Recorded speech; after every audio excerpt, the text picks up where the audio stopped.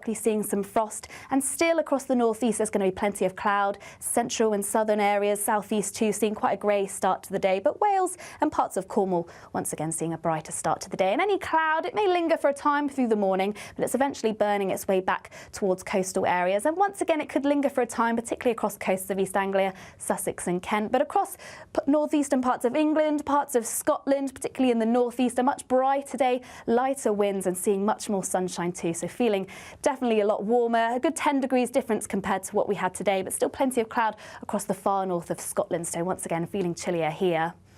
As we head into Friday, once again some mist and fog to start, but overall a bright day, plenty of spring sunshine on offer, wall-to-wall blue skies for many, but a change on its way across northern parts of Scotland, some more cloud coming in here and also some outbreaks of rain and turning breezier into the afternoon.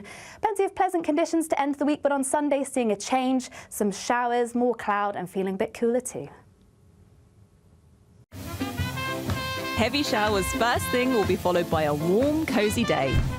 Boxed boilers, sponsors of weather on GB News.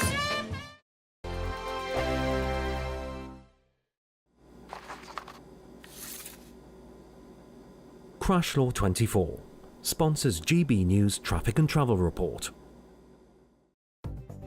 The latest GB News Travel. Good evening, I'm Nick Arkell. Traffic is really busy on the M66. Severe delays where there was an incident junction 1 through to the end of the motorway. The M1, however, heading south is all open now where there was a collision. Junction 5 through to 1 on the London-bound side. Traffic's improving there, but the clockwise M25 is now very congested. Junction 11, there's a queue there on the approach to a collision. The queue is from 10. Traffic's completely stopped. The M27 eastbound is affected by a collision. Junction 4 through to 5. One lane is closed, heading towards Southampton Airport away from the M3 interchange. You can stay up to date throughout the day by visiting our website gbnews.com. Crash Law 24 sponsors GB News Traffic and Travel Report. Courtesy of Marquis Leisure, you could be driving away with this brand new Elnag Baron 560 motorhome. It comfortably sleeps 4, comes with sky roof, integrated kitchen and bathroom, and is worth over £67,000. And that's not all, as we'll also give you a further £5,000 in tax-free cash to make sure that wherever this motorhome takes you, it takes you there in style. For a chance to win a motorhome and cash, text WIN to 63225. One entry costs £2.50 plus one standard network rate message, or text BONUS to 63225. 5 entries cost £5 plus one standard network rate message. Go to gbnews.com/win. Entries start at £2.50. Call 0903 686 3232. Calls cost £2.50 plus your network access charge. Or post your name and number to GB13 PO Box 8690 Derby DE1 9TT. UK only. Entrance must be 18 or over. Lines close at 4 p.m. on the 6th of June. Please check the closing time if listening or watching on demand. Exciting news. Every Friday, my Patrick Christie's Tonight Show is going to have a twist to it. We're welcoming some special guests. You. That's right, on Fridays I'm going to be doing my show in front of a live studio audience because this show is about you and what you have to say. It's going to be the same big debates, same big topics, same big opinions. But every Friday night at 9 p.m, you are invited to come on down to Patrick Christie's Tonight to be a part of the action. Only on GB News, the People's Channel, Britain's news channel. Mornings don't have to be tiresome, especially if you have the right company. Wake up to news as it happens, opinion and debate, and of course, a little bit of entertainment too. Because when the kettle's on, we're on. That's Breakfast on GB News, a show worth waking up for. Every morning from 6 a.m. Only on the People's Channel, Britain's news channel. We'll spread the news, you spread the word.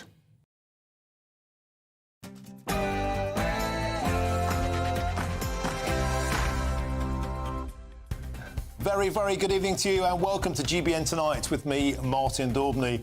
Dramatic news. President Donald Trump has paused tariffs on all countries that did not retaliate. Now, this sparks terrible news for China and potentially a grim reading for our friends in Brussels because 4 hours ago, the European Union agreed to impose 25% tariffs on the US, from yachts to almonds, soybeans, motorbikes and orange juice. We'll see how that goes down. Now, was Trump chasing his enemies out into the open?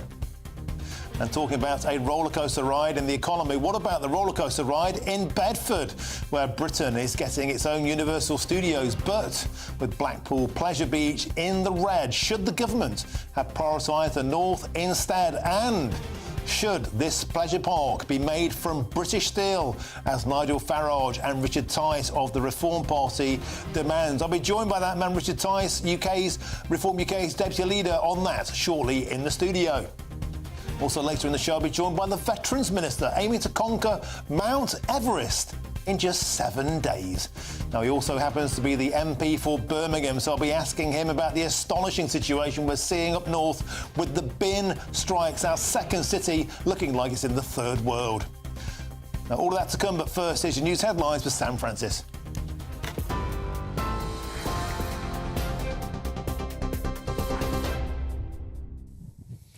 A very good evening to you. It's just after 7 o'clock. Well, breaking tonight, as we have just been hearing, markets are soaring after Donald Trump hit pause on a wave of global tariffs, sending Wall Street into rally mode. An update then on those markets, and the Nasdaq has surged 9% and the S&P jumped 500, jumped 8% after the president announced a 90-day pause on higher tariffs for countries that haven't retaliated against the United States. But the relief comes with a warning shot. Trump has hiked tariffs on Chinese goods yet again, this time to 125%, accusing Beijing of showing a lack of respect to the world's markets.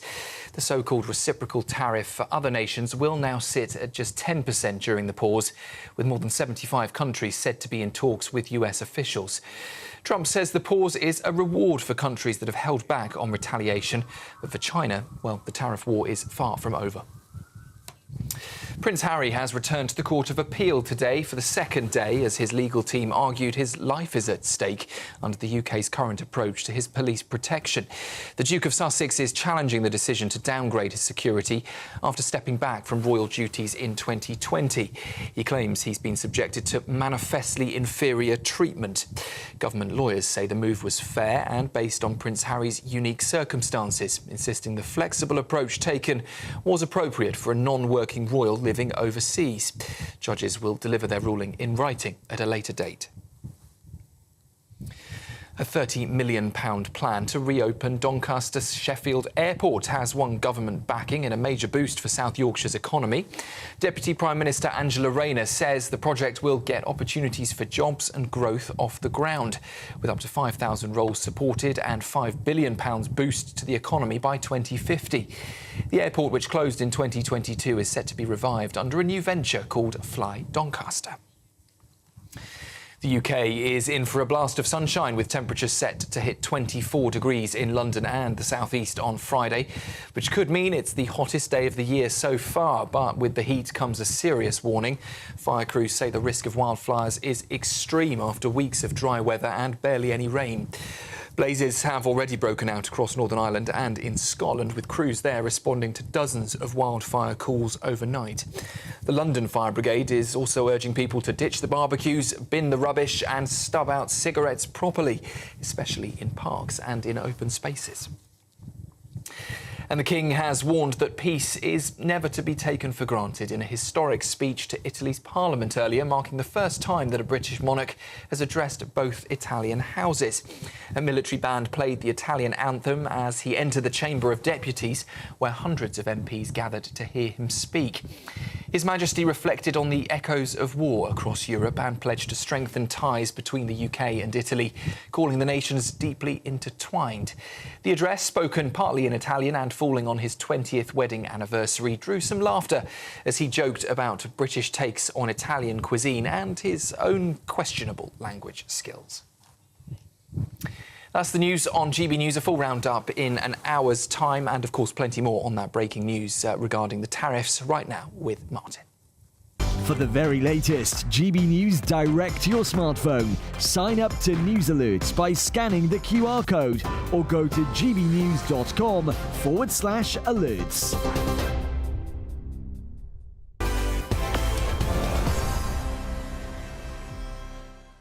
Thank you, Sam. Welcome to GBN tonight. And the big breaking news story this hour. Donald Trump has paused his highest tariffs for 90 days, lowering them to 10% as he looks to strike deals with more than 75 countries worldwide. But at the same time, he's going in harder on China, slapping a whopping 125% tariff on Chinese imports, accusing Beijing of disrespecting global markets. Well, in the recent hour, Wall Street has rallied. The S&P 50 jumped more than 8% and the Nasdaq 10%. But the tariff fight is reopening old wounds inside Trump's once solid coalition. Elon Musk has been publicly blasting the policy and calling Trump's top trade advisor, Peter Navarro, dumber than a sack of bricks. Navarro fired back, accusing Musk of running a car assembler reliant on cheap foreign parts. Well, Trump's 2024 victory united workers, evangelicals and tech billionaires. But now, as trade tensions rise, is the MAGA coalition starting to crack, or will this tariff pause get things back on track? Well, I'm very pleased now to be joined by Joel Rubin, a former State Department official in the Obama administration, as well as the talk show host Ben Ferguson. First, let's go to you, Mr. Rubin. Mr. Rubin, this is a soap opera in real time, and the latest dramatic plot twist, a 90-day pause. Who saw this coming? But look, the American markets are going banzai. They're rallying at this sweet release. Wow, Martin, I'm in Washington, and I think I saw people skipping in the streets. This is quite the headbender. It honestly is good news. I will say that. I think for everybody concerned, I don't think we had to have this experience. I think that if President Trump wanted to go after China, he had more than enough space politically to do so. And so it's really kind of a counterproductive situation that we're in right now, which is that the American people went through a week of drama and our allies don't trust us anymore in international trade. And all for what? I'm not quite sure. But this is a significant shift and a retreat from a political perspective. So, Joel Rubin, to try and get inside the head of Donald Trump, if such a thing is conceivable, could this have been a 3D chess move to chase the foes into the open? Those who retaliated with punitive tariffs of their own now are clearly on the naughty step. Top of that pile, of course, the Red Dragon, China, 125% tariffs. It's an astonishing state of affairs. It's the Red Dragon versus Donald Trump. And that is an astonishing prospect. What does that mean for the global economy? What does it mean for America? Well, Martin, I don't want to be part of this this train wreck to just smoke out a couple of adversaries that we already know exist. Look, the USTR, the U.S. Trade Representative, monitors this every single day. We have the data. We know who is harming the American economy, who's engaging in unfair trade practices. I think what shocked the system so much is that on the Liberation Day announcement, President Trump didn't go in a very targeted manner at those who are offending the American people and harming our consumers and depressing our industrial base. He went after everybody. And so he didn't need to do that. He didn't need to take us on this roller coaster ride. And he ended up, as you just said in your preamble, having his own team publicly attacking each other. He had Senate Republicans yesterday attacking his trade representative, really an internal Republican fight over the policy. And yet, Joel Rubin, there might be many leaders around the world breathing a huge sigh of relief at only getting a 10% tariff, which none of them probably would have accepted before. But now I think, phew, 10%, yes, I'll take that. Could it be a masterstroke? 10% across the board in tariffs internationally? And no doubt a lot of people say, yeah, I'll take that. Well, I think, yes.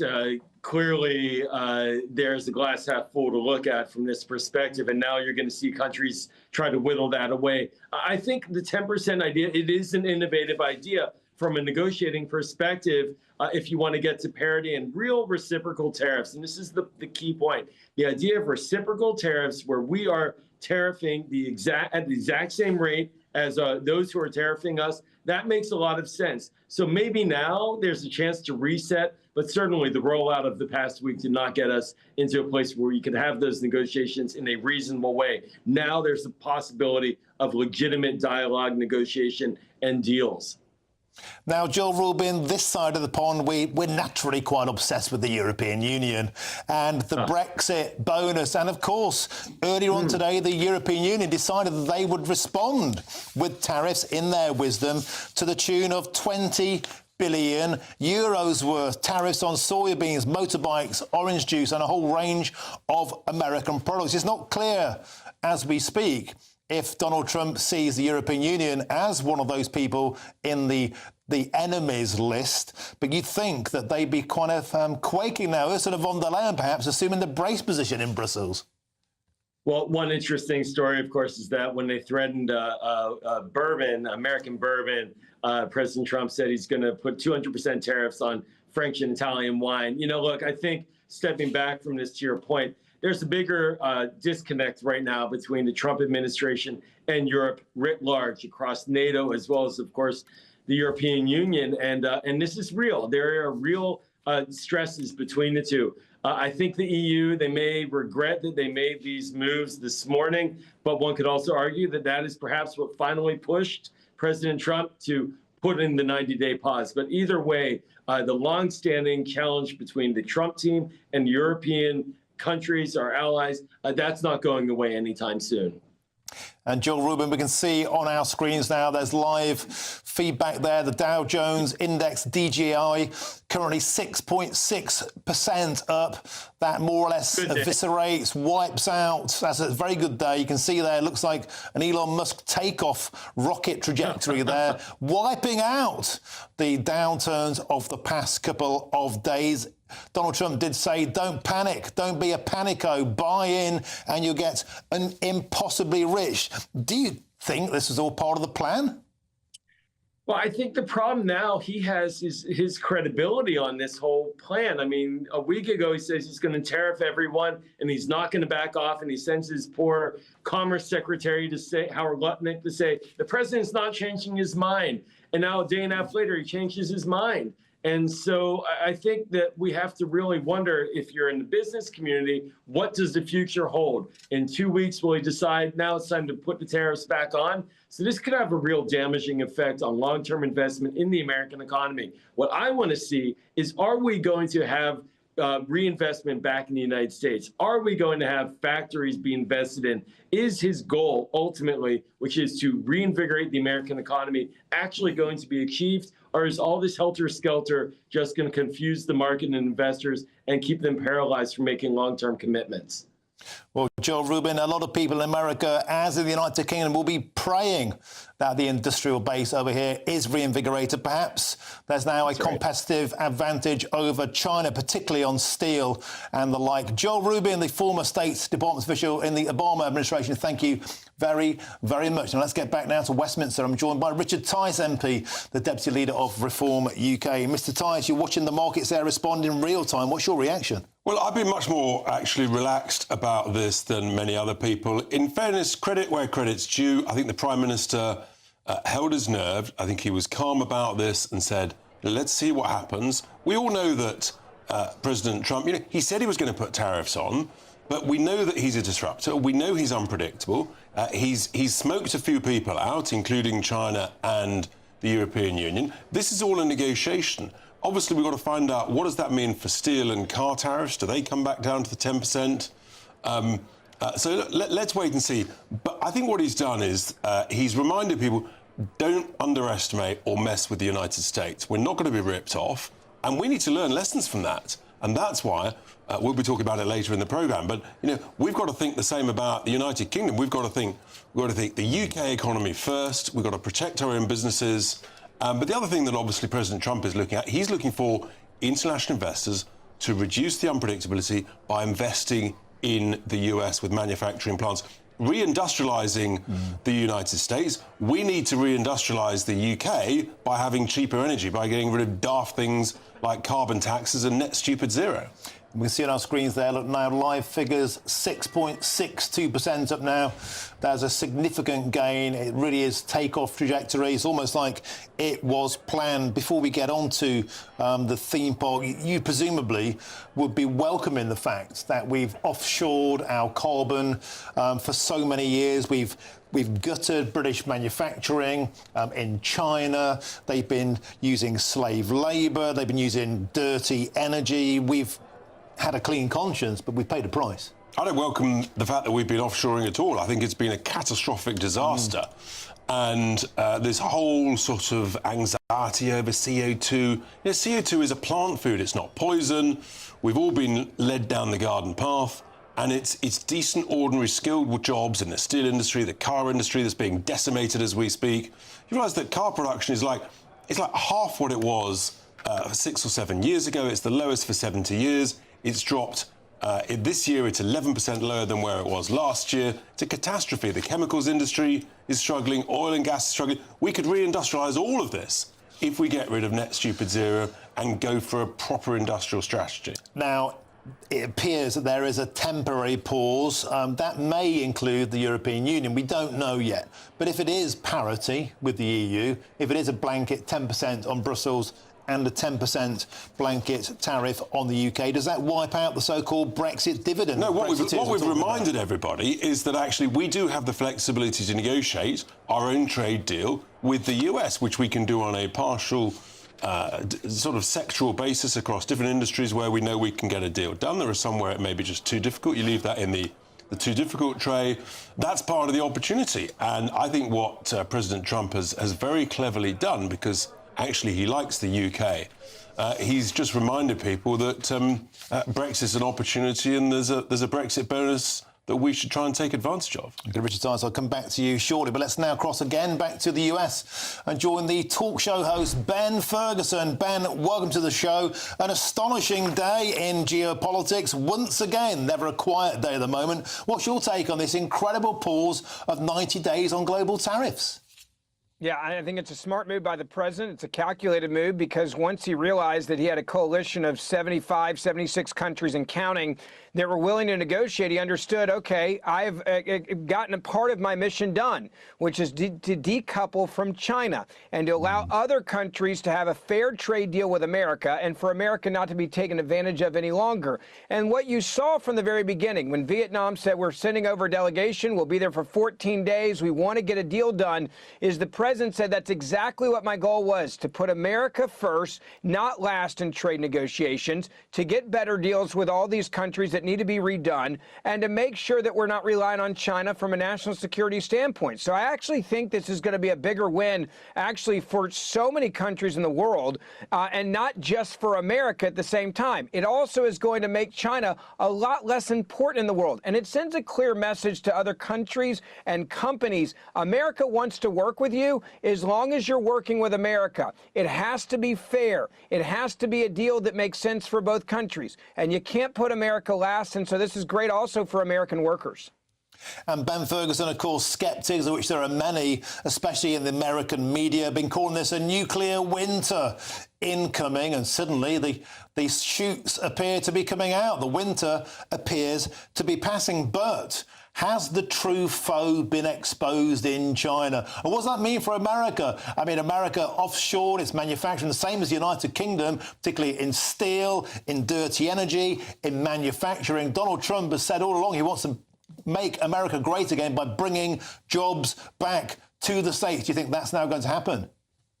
No, I think you're actually going to see a lot of jobs come back, and I think that's part of what he's doing with some of these deals. If you look at what has been coming out from just the negotiations with Vietnam, for example, is, look, there has to be some diversification, and if you want to have a deal with America, you're going to have to bring some of your jobs into this country and some of your manufacturing. I think that's very clearly a point of what the president has been saying. So he has not abandoned that at all. He is now saying it has to be something where we're more than happy to buy a lot from another nation, but you got to have some skin in the game in the U.S., and we can't just be totally reliant on you overseas. That is not a good trade deal for the American worker or the American people. We've seen millions of American manufacturing jobs disappear over the last 25, 35 years in this country. He's saying no more to that. So any country that's negotiating, listen to me when I tell you this. This cannot be a deal where everything is overseas. You're going to have to do some business in America, manufacturing in America. Otherwise, these deals will not get done.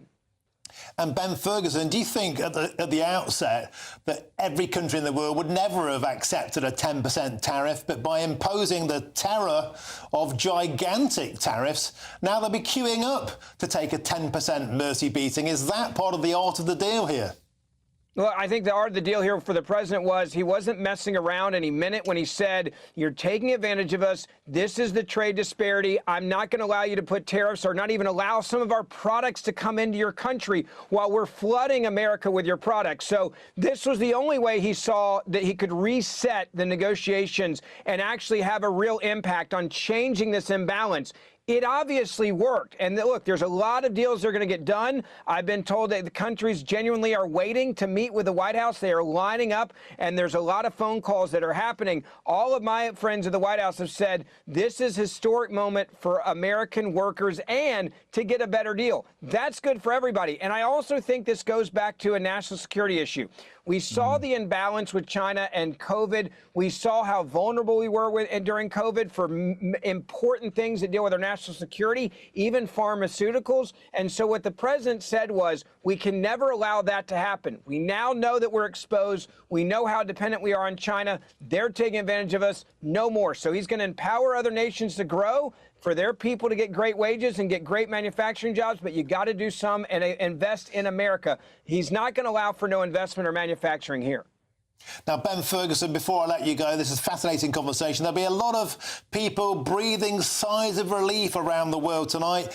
Who, though, do you think will be having sleepless nights? Apart from Xi Jinping, you'd think that Mark Carney might be thinking, ooh, hello, I might have picked a fight with Donald Trump here and made rude regret.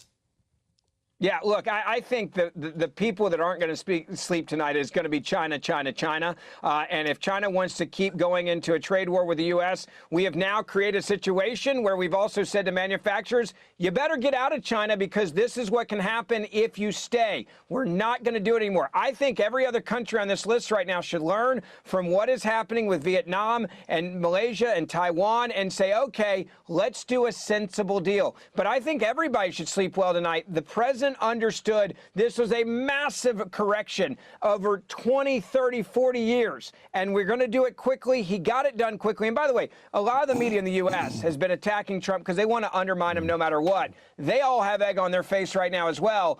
This was not near as bad as they were playing it out to be, and now look at what the market's doing in its reaction. Ben Ferguson, magnificent. Thank you very, very much for joining us on GB News. A pleasure to have your company. Thank you. Now, coming up after the break, I'll still be joined by Richard Tice as we look at Britain's new Universal Studios, set to be the biggest in Europe. But Mr Tice thinks, as does Nigel Farage, it should be built entirely with British steel. That's next. This is Britain's Newsroom, where your voice matters. It's just astonishing. With expert analysis and honest opinion, we don't just keep you informed. We bring you unique perspectives you won't see anywhere else. Can't argue with any of that. When the news happens, it happens here. On Britain's Newsroom, weekdays from 9:30 a.m. Only on GB News. This is GB News, Britain's news channel. Paul, I have to say, good on you for joining us tonight. Did you know that we were going to give you such a hard time?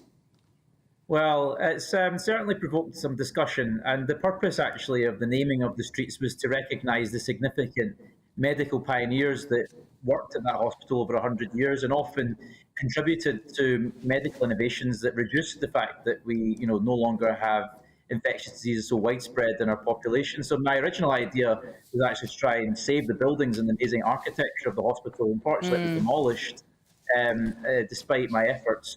So when the new housing estate was being built, the idea turned to how to name those streets. My original idea was actually to name the streets after the medical pioneers and the researchers that worked at the hospital. But unfortunately, the Glasgow City Council came back and said that after recent controversies with naming conventions after people who have turned out to be, controversial. They no longer name streets after people alive or dead. So I have to go back. Hang on. I can't let that go that easily, Paul. Right, so they wouldn't name it after maybe a scientist who of renown and success, in case at some point somebody said, oh, that scientist was a historic sex offender, and then you'd have to change the name of the street. Are you serious? Virology Grove, Radiography Road. I mean, what do the residents say? Are they embarrassed when people say, where do you live? Vaccine Drive. Well, I think people are happy to have good quality housing in the area, but also it's provoked intrigue, it's provoked curiosity about the history of the site, and given there's so little physical evidence of the original hospital left, at least thousands of people now know about this really important social history that might otherwise not. So maybe sometimes having quirky, somewhat provocative names will elicit interest. Well, they're not provocative, they're stupid, Paul. GB News, the People's Channel. We're proud to be GB News, the People's Channel. And as you know, we always love to hear your views. Now, there's a new way of getting in touch with us at gbnews.com/yoursay. By commenting, you can be part of a live conversation and join our GB News community. You can even talk to me, Bev Turner, or any of the members of the GB News family. Join me, Nana Akwe, for an informative, interactive news programme with a difference. It's fun. No, he didn't say that, Dave. I'm so surprised. I think there's an element of truth to that. Join me from 3 p.m. every weekend, only on GB News, Britain's news channel.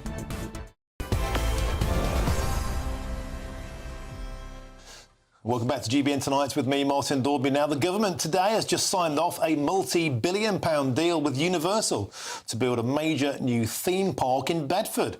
It's set to bring 28,000 jobs, allegedly, and a £50 billion boost to the UK economy. On paper, that's a big win, but it does raise a massive question. Why is it always in the south? Because once again, we're seeing huge investment go to the Oxford-Cambridge corridor, while towns across the north and the Midlands are crying out for regeneration. And as Reform UK leader Nigel Farage has said, if this is being built in Britain, should it be built with British steel? Well, joining me now is Richard Tice, the MP, the Deputy Leader of Reform UK, as well as my wonderful panel, former Conservative MP and Policing Minister Tom Perskilove and the former Labour MP Lloyd Russell Moyle. Gentlemen, welcome to the show. Mr Tice, I'll start with you. You've been saying for a long time Britain should nationalise its steel industry. Here is a project that's on a plate to be built with British steel. It is. Well, it's good news. We've got this huge investment, Universal Park. I know the area very well, but I was at British Steel headquarters in Scunthorpe yesterday with Nigel. We've literally got days to save British Steel because the raw materials are running out. The Chinese have given up on British Steel. Let me tell you, the British people do not want to give up on British Steel. I've been saying for 6 years it should be in public ownership. Those blast furnaces are a strategic national asset. They are critical to producing the strongest, highest quality primary steel. So we've put forward a plan not only to take it into public ownership, but then actually have long-term procurement contracts on the inputs, raw materials, long-term contracts with the public sector in terms of the outputs, and then you could bring in the existing redundant idle electric arc furnaces down the road at Rotherham, owned by the financially constrained Liberty Steel, bring those into a bigger entity. We can have the best of all worlds. We don't need to build new electric arc furnaces at Scunthorpe, refurbish, reline the existing brilliant blast furnaces, and the workforce there. They're traumatised by the uncertainty at the moment, but they are some of the most committed, skilled, brilliant people, and we've got to keep them. As well as sounding a bit socialist, let's be honest, public common sense, that's what it is. I never would have thought you have something in common with Jeremy Corbyn. I digress. What about the fact that this sounds great on paper, but our carbon targets simply won't allow it? We're in the position at the moment where we'd be the only G20 country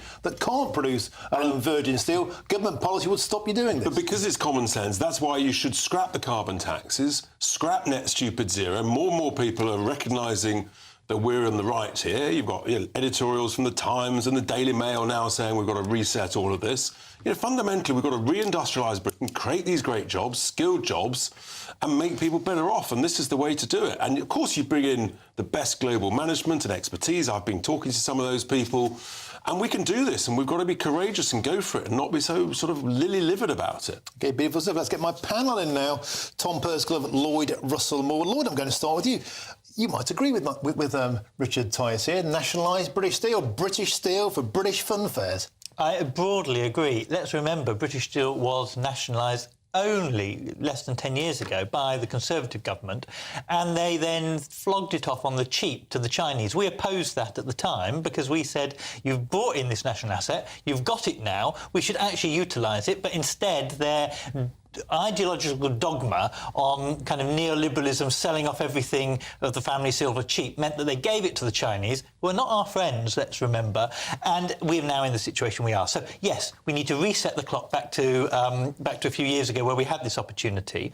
Where I do have some qualms, one, I have qualms that I do think that big nationalised industries do end up being less efficient. I would not want to just change a Whitehall Mandarin, kind of a FTSE 100 Mandarin with a Whitehall Mandarin. So I think we need to find a governance structure that includes the purchasers of that on the board of that steel industry so that it is properly producer, consumer-led. Tom Pursglove, it's your fault, the Conservatives' fault. You gave away British Steel to the Chinese.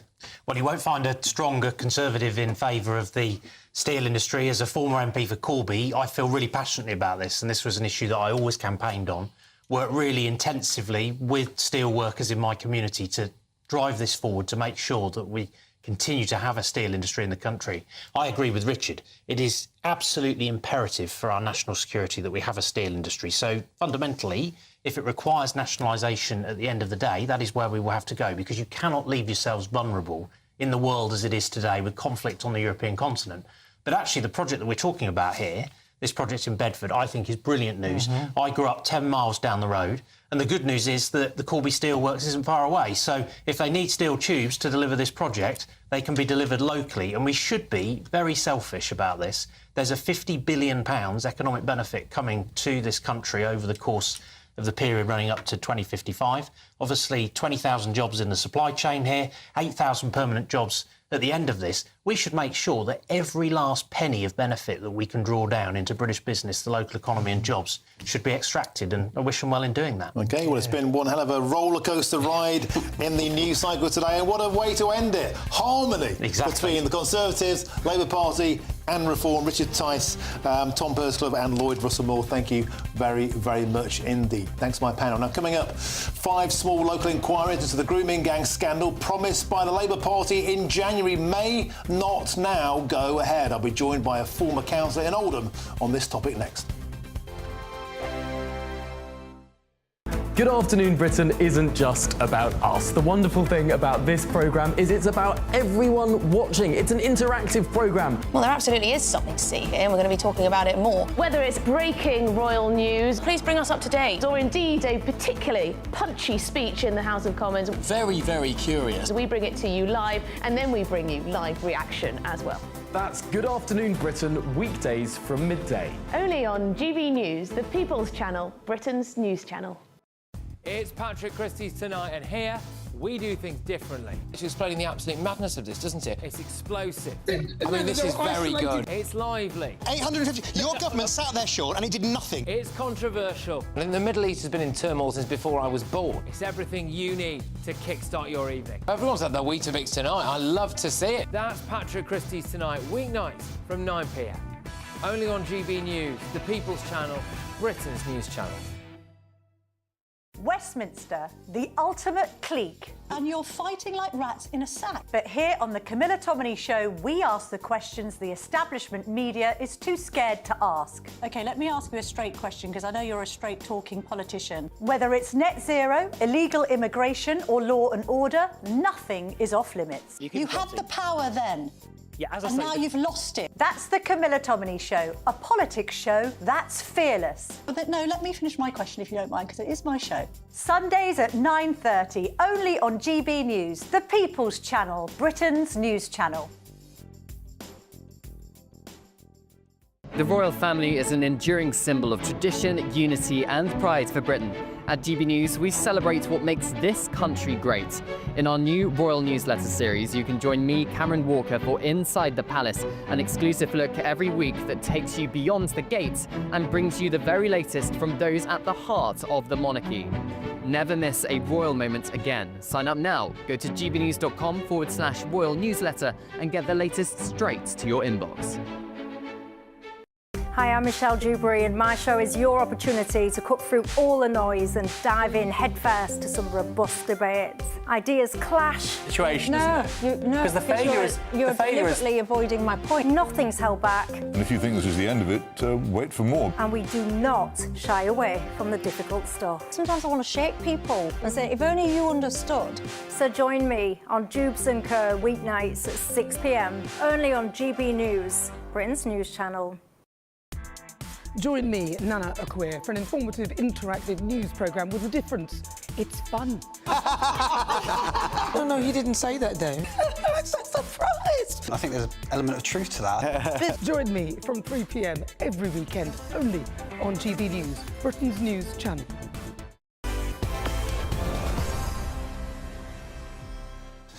And welcome back to GBN Tonight with me, Martin Daubney. Now, one of the worst political scandals in recent British history, if not all of British history, is the rape gang scandal and the institutional cover-up that followed. Now, we still don't know how many girls were abused, raped or tortured, or how many officials looked the other way. And there's never been a proper national statutory inquiry.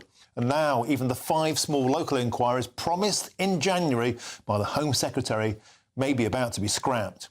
Well, councils can review the cases, but only if they choose to. And just today, survivors have been dealt another hammer blow. The window for historic claims has been cut from 7 years down to just 2 years. It's a British state re-victimising those it's failed to protect. And I'm very pleased now to be joined by Lucia Rea, an Oldham survivor, advocate and a former Failsworth councillor. And this, of course, is the council in the area of Oldham. And she also met with the leader of the Conservative Party, Kemi Badenoch, a few weeks ago when they were considering this topic. Lucia, welcome to the show. It's a pleasure to have your company. Can I first get your take on the disappointing news yesterday that the Labour Party was seeming to water down these 5 local inquiries? Yeah, it's just complete dismay with this kind of backtracking from the government, especially on something as serious as CSE. It's a profound betrayal to the survivors. You know, they didn't take these political promises as, you know, there was lifelines to the survivors thinking they was going to get justice. And we now found ourselves in a situation where we won't have the I'm all right Jack attitude in Oldham. We wanted this for the nation. We know that there's a lot of areas need looking at, and the 5 wasn't enough. And to think that 4 of them have now been excluded and only 1 town is going to receive what is due. And even that's not statutory, so that's still not good enough. It's just undermined what very little trust was there in the first place. The survivors don't have trust in authorities, and they've made it even worse now. Lucia, may I ask you perhaps a difficult question? What do you think that the institution, the government, the police, the authorities, and now specifically the Labour Party, what are they afraid of? Why don't they want a full, open statutory inquiry? That's the golden question, Martin.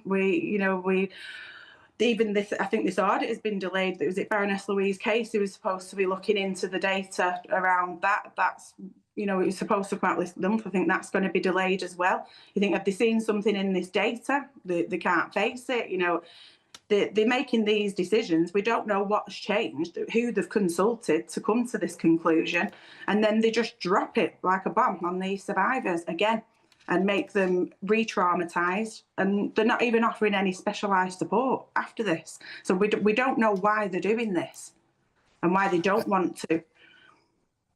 And Lucia, as well as just years and years of looking the other way, have there been no accountability? Today, there was the extra blow that the 7-year historical window for claims has now been reduced to 2. That means that, let's be frank about this, if somebody was raped 2 years and 1 day ago, they now have no way to open a case. And specifically, that 7-year window was meant to help those who suffered historic abuse because they weren't listened to for so long. It's terrible, shocking news. And that's if the authorities can find the records. You know, we have survivors that, you know, authorities their records seem to go into a black hole, and they're spending years of their life chasing this around. So to reduce it to even 2, it's just, they can't keep doing this to survivors and their families. That they're living and breathing this day in, day out. And like I said, it's just re-traumatising all the time for them. OK, well, thank you for joining us tonight on GBN Tonight. Thank you for the work you do. That's Lucia Rea, an Oldham survivor advocate and a former councillor in the Oldham area. Let's get back now to my panel. And that's the former Conservative MP and Policing Minister Tom Pursglove and the former Labour MP Lloyd Russell-Moyle. Lloyd, I feel duty-bound starts with you because it's the Labour Party that seems to have shifted the goalposts again. Why? Well, I think on the first issue, which is the money, my understanding is that there was an announcement on Tuesday. One can argue that it's never a very good idea to announce things on the day that Parliament is recessing because you can't get clarity. 45 minutes before the end. However, the other side of the story is that you want to announce how to spend money before recess, so you get it out. Otherwise, you have to wait 3 weeks, and councils can start in those 3 weeks to think about how they draw that down. My understanding is... You're saying this is about money? Every council... 9 billion quid was given to public sector pay rises. This surely can't be about the money. It's not a cut. It's not a cut. What is happening is they've announced the Oldham inquiry is ongoing. They've announced the other 4 inquiries areas will still get the money, but they have said in that it isn't only just for the inquiry itself, it is also for other things. So, for example, if there needs to be a police investigation... But they will get they'll get £1 million per area. The Telford report cost £10 million alone. It's peanuts. It is a small amount of money, but that is not a change. That is what was announced from the very beginning, and that means that it will trigger things. So you can use that money to trigger a police investigation, you could use it to trigger an inquiry. On the issue of a statutory inquiry, my understanding is that we have introduced and are introducing a duty of candour, which means it would be illegal for anyone in statutory services, any police officer, social worker, social services counsellor, to refuse to give evidence to an inquiry. So every single inquiry, whether they're statutory or not, will have the power to force them to come and speak to them. And so I don't think we should be suggesting that will not be the case. Tom Pursglove, let's bring you in now. What are your thoughts on what many survivors are saying is a complete betrayal of them? Well, since I lost my seat in July, I've tried to be a constructive critic of the government. But I think that having heard somebody like Lucia talk about her experiences is just devastating, isn't it, when you consider the impact that she feels and the other victims. But also somebody like Sir Trevor Phillips has come out today and described this as being utterly, utterly shameful. And I don't think that he's somebody who tends to overreact. I think that he's a moderate, sensible voice. And the fact that this was snuck out on Tuesday before recess, in the sort of dying hours before that period where the Parliament is not sitting, speaks volumes about the fact that ministers know how this would be received. And quite frankly, victims had been led to believe that they would get to the truth in those 5 areas, and that now just isn't going to happen. It's worth pointing out. It might happen. And it's worth pointing out, Tom, you know, hindsight vision is 2020. Kemi Badenoch has had an awakening now, thanks to Charlie Peters' reporting. She now does want the full national inquiry, but you didn't want that when you were in power. So we did take forward a number of steps when we were in government, including the ICSA inquiry, which was a really important contribution to this, and I'm pleased that the recommendations that came from that are going to be taken up, and actually that was one of the positive things that came out of the debate yesterday. But what I'm concerned about is that since we were in office, new allegations have come to light, new layers of complexity have come forward that are pertinent to this, and I just think we've got to stop dealing with this in a piecemeal way, which is why having an independent statutory inquiry where witnesses can be compelled to attend, where you've got proper resourcing around this, where all of those factors can be brought together and we can join the dots, because that's important, because if you don't do that, there will be young people up and down the country who are still at risk. And I think that no politician can honestly say, hand on heart, that they believe that there isn't that risk out there to young people, and I think that's devastating. OK, Tom Lloyd, thank you very much. And in this past hour, a Home Office spokesperson has said this to GB News. It is wholly wrong to claim the government is cancelling local child sexual abuse inquiries. We will pursue justice for victims without fear or favour, and claims we will not do so to avoid offending any group are false. We're providing £5 million to help support local inquiries so we can deliver the meaningful change that victims deserve. Thank you to my panel. And coming up next, I'll be joined by the Veterans Minister who's set to tackle Mount Everest in just 7 days. He also serves as an MP for Birmingham, so I'll be getting his thoughts on the astonishing bin strikes plaguing his city. That's next. Dinner under the stars tonight? That reminds me of our travel insurance. You mean all clear skies? All Clear Travel Insurance sponsors GB News Travel Destinations Forecast. Heavy showers and thunderstorms impacting Portugal and southwestern parts of Spain, but elsewhere across Europe we are going to see improving temperatures through the week. Initially some heavy showers affecting Tenerife and Madeira, eventually moving into parts of Portugal and Spain, but as we head our way further east, largely settled, lots of sunny spells and improving temperatures too, starting off in the mid-teens but increasing through the course of the week. And there'll be plenty of sunshine as we head into next week, the odd shower still affecting Tenerife, and that's where we'll see the best of the temperatures too. All Clear Travel Insurance sponsors GB News Travel Destinations Forecast. Hello there, good evening. Welcome to your GB News weather update from the Met Office. As we head into tomorrow, we're still going to see plenty of cloud across southeastern areas, but many eastern coasts actually seeing a much brighter day and much warmer too, and plenty of warm sunshine to go around, all thanks to this area of high pressure. And as it slowly sinks its way southwards, we're seeing a change in our wind direction. So that means a bit of a brighter day across northeastern parts. But as we head into this evening, there's still going to be plenty of that cloud drifting in from the North Sea, eventually spreading its way inland towards central and southern parts. But a much clearer night on offer across Scotland, Northern Ireland too, but still plenty of cloud drifting into Shetland and Orkney. And it's going to be quite a cold night on offer, and under the clearest skies, likely seeing some rural frost in places. Now, to start the day across Scotland, it's going to be much brighter, particularly across eastern areas. Aberdeenshire, for example, seeing a much brighter start to the day, but still plenty of cloud lingering on across the Northern Isles. Northern Ireland too, are also seeing quite a bright start, still cold, likely seeing some frost. And still across the northeast, there's going to be plenty of cloud. Central and southern areas, southeast too, seeing quite a grey start to the day. But Wales and parts of Cornwall, once again, seeing a brighter start to the day. And any cloud, it may linger for a time through the morning, but it's eventually burning its way back towards coastal areas, and once again it could linger for a time, particularly across coasts of East Anglia, Sussex and Kent, but across northeastern parts of England, parts of Scotland, particularly in the northeast, a much brighter day, lighter winds and seeing much more sunshine too, so feeling definitely a lot warmer, a good 10 degrees difference compared to what we had today, but still plenty of cloud across the far north of Scotland, so once again feeling chillier here. As we head into Friday, once again some mist and fog to start, but overall a bright day, plenty of spring sunshine on offer, wall-to-wall blue skies for many, but a change on its way across northern parts of Scotland, some more cloud coming in here and also some outbreaks of rain and turning breezier into the afternoon. Plenty of pleasant conditions to end the week, but on Sunday seeing a change, some showers, more cloud and feeling a bit cooler too. Join me, Nana Akwe, for an informative, interactive news programme with a difference. It's fun. No, he didn't say that, Dave.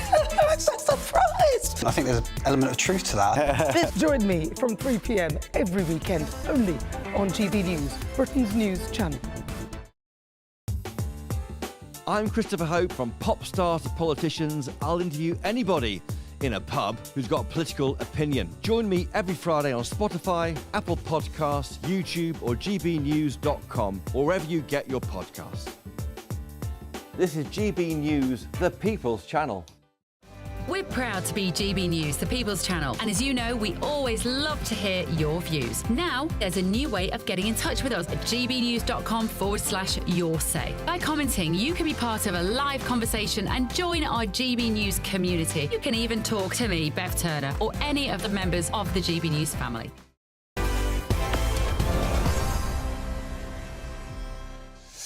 Welcome back to GBN Tonight with me, Martin Daubney. Now, climbing Mount Everest is already one of the toughest and most impressive feats on the planet. But a team of former Special Forces soldiers is about to attempt something even more extreme, getting from London to the summit and back in just 7 days.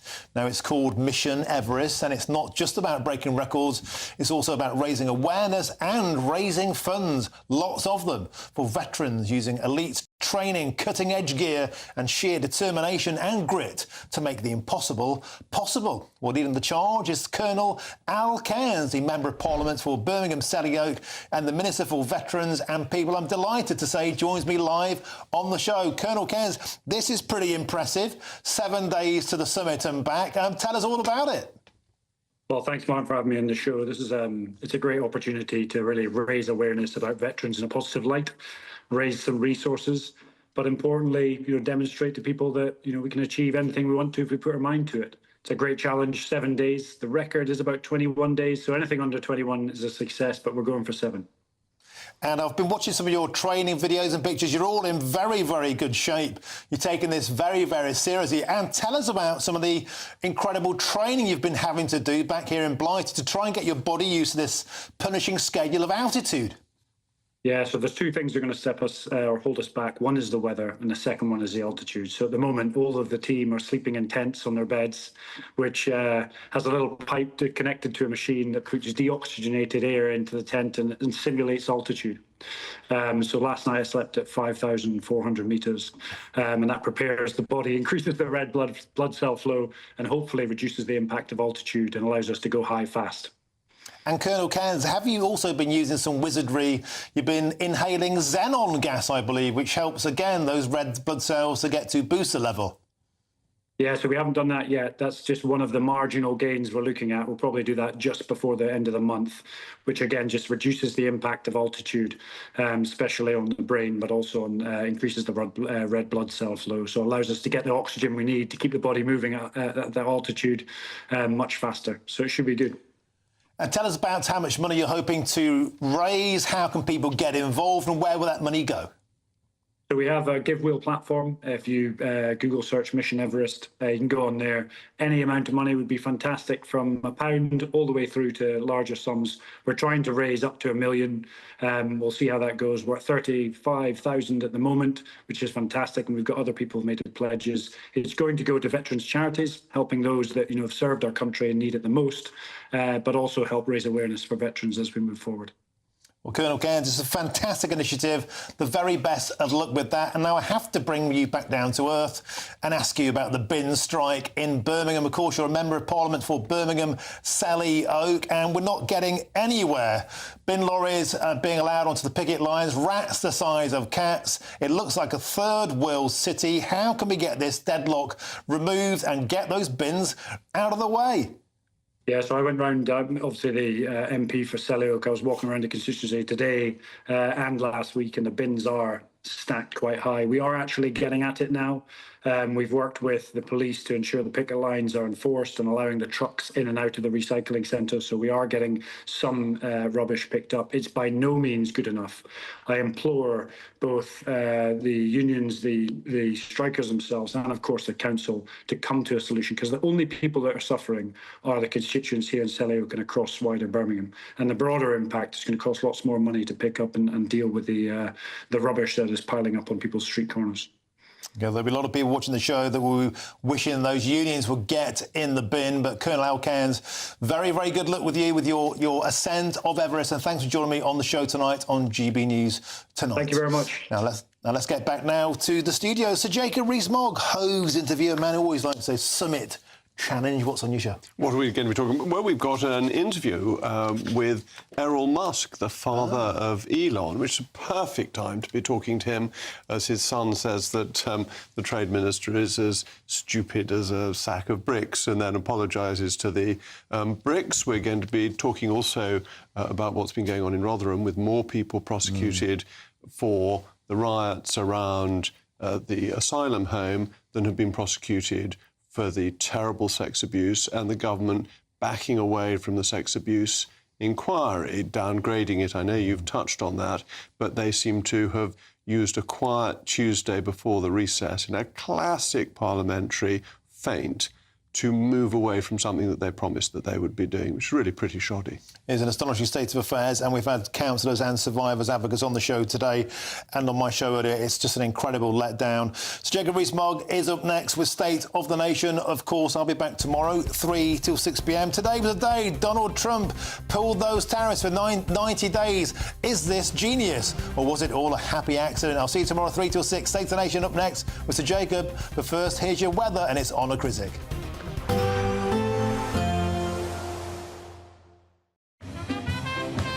There will be a light breeze in the morning, leading to a warm front. Boxed heat pumps, sponsors of weather on GB News. Hello there, good evening. Welcome to your GB News weather update from the Met Office.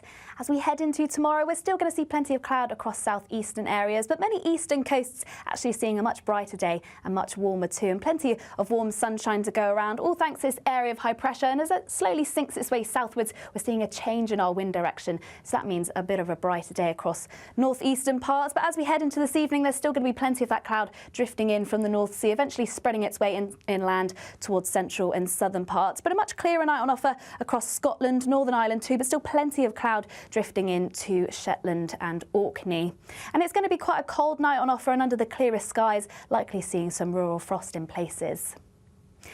Now, to start the day across Scotland, it's going to be much brighter, particularly across eastern areas. Aberdeenshire, for example, seeing a much brighter start to the day, but still plenty of cloud lingering on across the Northern Isles.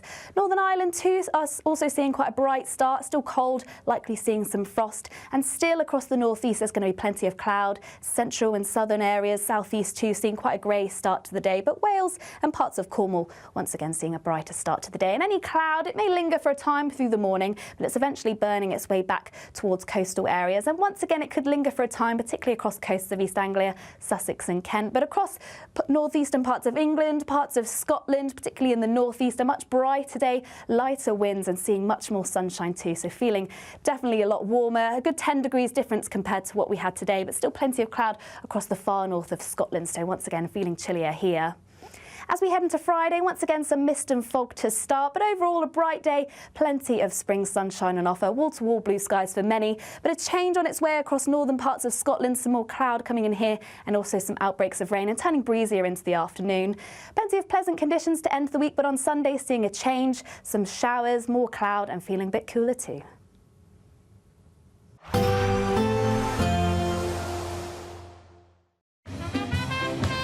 There will be a light breeze in the morning, leading to a warm front. Boxed heat pumps, sponsors of weather on GB News. Courtesy of Marquis Leisure, you could be driving away with this brand new Elnag Baron 560 motorhome. It comfortably sleeps 4, comes with sky roof, integrated kitchen and bathroom, and is worth over £67,000. And that's not all, as we'll also give you a further £5,000 in tax-free cash to make sure that wherever this motorhome takes you, it takes you there in style. For a chance to win a motorhome and cash, text WIN to 63225. One entry costs £2.50 plus one standard network rate message, or text BONUS to 63225. 5 entries cost £5 plus one standard network rate message. Go to gbnews.com/win. Entries start at £2.50. Call 0903 686 3232. Calls cost £2.50 plus your network access charge. Or post your name and number to GB13 PO Box 8690 Derby DE1 9TT. UK only. Entrance must be 18 or over. Lines close at 4 p.m. on the 6th of June. Please check the closing time if listening or watching on demand. Exciting news. Every Friday, my Patrick Christie's Tonight Show is going to have a twist to it. We're welcoming some special guests. You. That's right, on Fridays I'm going to be doing my show in front of a live studio audience, because this show is about you and what you have to say. It's going to be the same big debates, same big topics, same big opinions. But every Friday night at 9 p.m, you are invited to come on down to Patrick Christie's Tonight to be a part of the action. Only on GB News, the People's Channel, Britain's news channel. Mornings don't have to be tiresome, especially if you have the right company. Wake up to news as it happens, opinion and debate, and of course, a little bit of entertainment too. Because when the kettle's on, we're on. That's Breakfast on GB News, a show worth waking up for. Every morning from 6 a.m. Only on the People's Channel, Britain's news channel. We'll spread the news, you spread the word. Good Afternoon Britain isn't just about us. The wonderful thing about this programme is it's about everyone watching. It's an interactive programme. Well, there absolutely is something to see here, and we're going to be talking about it more. Whether it's breaking royal news, please bring us up to date, or indeed a particularly punchy speech in the House of Commons. Very, very curious. We bring it to you live, and then we bring you live reaction as well. That's Good Afternoon Britain, weekdays from midday. Only on GB News, the People's Channel, Britain's news channel. Hi, I'm Michelle Dewberry, and my show is your opportunity to cut through all the noise and dive in headfirst to some robust debates. Ideas clash. Situation, isn't it? Because the failure is... You're deliberately avoiding my point. Nothing's held back. And if you think this is the end of it, wait for more. And we do not shy away from the difficult stuff. Sometimes I want to shake people and say, if only you understood. So join me on Jubes & Co. weeknights at 6 p.m, only on GB News, Britain's news channel.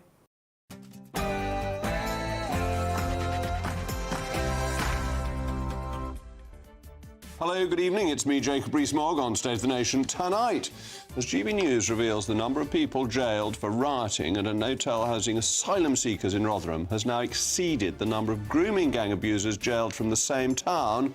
I'll be asking if Labour has betrayed the rape gang victims. Meanwhile, in a common-sense victory, Barclays has ditched gender and ethnicity targets